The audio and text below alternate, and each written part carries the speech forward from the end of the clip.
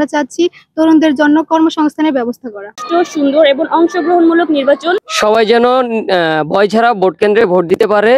আগামী ত্রয়োদশ জাতীয় সংসদ নির্বাচনকে ঘিরে উত্তেজনা ছড়িয়ে পড়ছে দেশব্যাপী।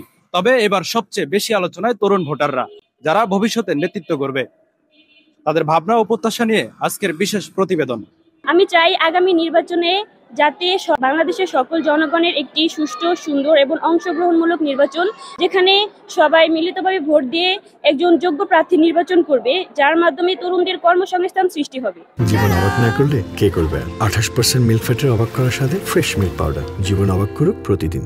তরুণরাই দেশের ভবিষ্যৎ। আমি মনে করি তরুণদের ভোট দেশের স্বার্থে অত্যন্ত গুরুত্বপূর্ণ। বাংলাদেশের যত তরুণ রয়েছে, যার যার প্রার্থীকে যেমন পছন্দ মতন গিয়ে কেন্দ্রতে গিয়ে ভোট দিতে পারে, আমি এটাই প্রত্যাশা করতেছি। রাজনীতি ও উন্নয়ন, কর্মসংস্থান আর ন্যায়ের মঞ্চ। আমরা চাচ্ছি তরুণদের জন্য কর্মসংস্থানের ব্যবস্থা করা। গুরুত্বপূর্ণ প্রশ্ন। রাজনীতিতে তরুণদের অংশগ্রহণ খুবই গুরুত্বপূর্ণ, কারণ একটি দেশের মূল চাবিকাঠি তরুণদের হাত ধরেই নিশ্চিত হয়।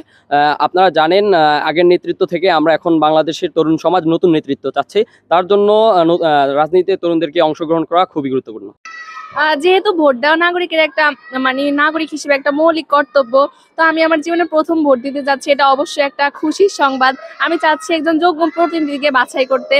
তো এটা আমার কাছে খুবই আনন্দের একটা বিষয়। সময় দাঁড়িয়ে, অর্থাৎ অভ্যুত্থান পরবর্তী সময় দাঁড়িয়ে আমার মনে হচ্ছে, আমার ব্যক্তিগত মত হচ্ছে, শিক্ষা ব্যবস্থাকে প্রথমে সংস্কার করা উচিত এবং দ্বিতীয় হচ্ছে যে বিচার ব্যবস্থাকে সংস্কার করা উচিত। দেশের নাগরিকরা কখনোই কোনো ন্যায় বিচার পাননি বলতে গেলে, কারণ এটি একটি নাগরিক অধিকারের অংশ এবং মৌলিক অধিকার বিচার ব্যবস্থা। তো আমি চাই শিক্ষা ব্যবস্থা এবং বিচার ব্যবস্থাকে সংস্কার করা উচিত। শিক্ষা, চাকরি আর প্রযুক্তি খাতে বিনিয়োগ বাড়ানো উচিত। আমি এমন নেতাকে ভোট দিতে চাই যিনি কথা না কাজে বিশ্বাস করবেন এবং তার অবশ্যই তার শিক্ষাগত যোগ্যতা থাকা লাগবে। পাশাপাশি সে একজন সৎ ব্যক্তি হতে হবে এবং যিনি আমাদের জনগণের সকল সমস্যাগুলো শুনবেন এবং আমাদের সমস্যাগুলো নিয়ে কাজ করবেন, এমন নেতাকে আমি ভোট দিতে চাই।